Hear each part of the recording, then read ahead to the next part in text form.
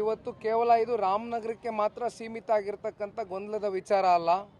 ಇವತ್ತೇನು 5 ಗ್ಯಾರಂಟಿಗಳನ್ನ ಮುಂದಿಟ್ಟು ಕಳೆದ ಬಾರಿ MLA ಚುನಾವಣೆಯಲ್ಲಿ ಕಾಂಗ್ರೆಸ್ ಪಕ್ಷನ ಘೋಷಣೆಯನ್ನು ಏನು ಮಾಡಿದರು, ಇವತ್ತು 5 ಗ್ಯಾರಂಟಿಗಳನ್ನು ಕೂಡ ಇವತ್ತು ಅವ್ರಿಗೆ ಸರಿಯಾಗಿ ಪೂರೈಸಲಿಕ್ಕೆ ಇವತ್ತು ಸರ್ಕಾರದ ಖಜಾನೆಯಲ್ಲಿ ಇವತ್ತು ದುಡ್ಡಿಲ್ಲ ಅಂಥ ಒಂದು ಪರಿಸ್ಥಿತಿಯಲ್ಲಿ ಇವತ್ತು ರಾಜ್ಯವನ್ನು ಸಿಲುಕಿಸಿರ್ತಕ್ಕಂಥದ್ದು ಕಾಂಗ್ರೆಸ್ನ ಪಕ್ಷ.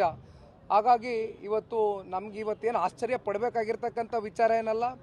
ರಾಮನಗರದಲ್ಲಿ ಈ ಹಿಂದೆ ಈ ಭಾಗದ ಶಾಸಕರು ಅನುದಾನವನ್ನು ಏನು ತಗೊಂಡು ಬಂದಿದ್ರು, ಅದೇ ಅನುದಾನವನ್ನು ಇಟ್ಕೊಂಡೇ ಮುಂದುವರ್ಸ್ಕೊಂಡು ಹೋಗ್ತಾ ಇದ್ದಾರೆ. ಇವತ್ತು ಇಲ್ಲಿರ್ತಕ್ಕಂಥ ಶಾಸಕರು ಈ ಹೊಸದಾಗೆ ಯಾವುದೇ ರೀತಿ ಹೋರಾಟ ಮಾಡಿ ಇಲ್ಲಿ ಜಿಲ್ಲೆಗಾಗಲಿ ತಾಲೂಕಿನ ಅಭಿವೃದ್ಧಿಗಾಗಲಿ ಯಾವುದೇ ರೀತಿ ಪೂರಕವಾಗಿ ಇವತ್ತು ಕಾಂಗ್ರೆಸ್ ಪಕ್ಷ ಆಗಲಿ ಈ ಭಾಗದ ಶಾಸಕರಾಗಿ ನಿಂತಿಲ್ಲ ಅಂತಕ್ಕಂಥದ್ದು ಪ್ರತಿಯೊಬ್ಬ ಇಲ್ಲಿರ್ತಕ್ಕಂಥ ಮತದಾರರ ಒಂದು ಭಾವನೆ. ಗ್ಯಾರಂಟಿಗಳನ್ನ ಫುಲ್ಫಿಲ್ ಮಾಡುವಷ್ಟರಲ್ಲಿ ಅನುದಾನಗಳು ಇನ್ನೂ ಸಮರ್ಪಕವಾಗಿ ಹಂಚಿಕೆ ಆಗ್ತಾ ಇಲ್ವಾ ಅಂತ. ಕಳೆದ 8 ತಿಂಗಳಿಂದಲೂ ಕೂಡ ಅನುದಾನಗಳು ಸಿಕ್ಕಿಲ್ಲ ಶಾಸಕರಿಗೆ. ತಮಗೆ ಗೊತ್ತಲ್ಲಣ್ಣ, ಮಾಧ್ಯಮದವ್ರಿಗೆ 224 ಕ್ಷೇತ್ರದ MLAಗಳಿಗೆ ಹೋಗಿ ತಾವು ಮೈಕ್ ಹಿಡಿದ್ರು ಪ್ರತಿಯೊಬ್ಬರು ಹೇಳ್ತಾರೆ ಇಲ್ಲಿವರೆಗೂ ₹1 ಅನುದಾನ ಬಿಡುಗಡೆ ಆಗಿಲ್ಲ.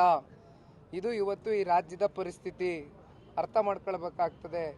ಏನೋ ಕೆಲವೊಂದಷ್ಟು ಕಡೆ ಇವತ್ತು 5 ಗ್ಯಾರಂಟಿಗಳನ್ನೇನು ಕೊಟ್ಟಿದ್ದಾರೆ. ನಾವು ಇದ್ರ ಬಗ್ಗೆ ಕುಮಾರಣ್ಣ ಅವರು ಹೇಳಿದ್ರು, ಮೊನ್ನೆ ಸಂಸತ್ನಲ್ಲಿ ಮಾತಾಡ್ಬೇಕಾದ್ರೆ ಹೇಳಿದ್ದಾರೆ ವಿಧಾನಸೌಧದಲ್ಲಿ. ಇಲ್ಲ, ಇದ್ರ ಬಗ್ಗೆ ನಾನು ಟೀಕೆ ಮಾಡೋದಕ್ಕೆ ಹೋಗೋದಿಲ್ಲ. ಏಕೆಂದರೆ ಜನಗಳಿಗೆ ಏನಾದ್ರು ಅನುಕೂಲ ಆಗ್ತಕ್ಕಂಥ ಕಾರ್ಯಕ್ರಮಗಳಿದ್ದಂಥ ಸಂದರ್ಭದಲ್ಲಿ ನಾವು ಟೀಕೆ ಮಾಡೋದಕ್ಕೆ ಹೋಗೋದಿಲ್ಲ ಅಂತ.